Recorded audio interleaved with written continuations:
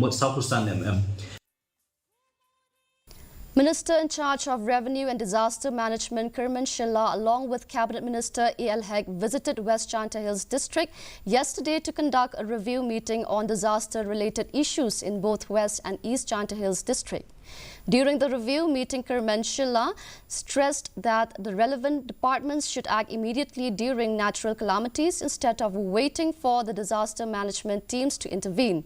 The Deputy Commissioners of West and East Chanta Hills presented a brief report on the natural calamities that have recently affected these regions. Want to know what is the next steps, because there are times that it got confused that maybe the disaster management has to pay and then do repairing for this bridge, or maybe the PWD, or maybe the Mandriga. So many confusion. Sometimes though I am as a minister here, I will reveal this in front of you that sometimes we got confused with all of this. Meghalaya Legislative Assembly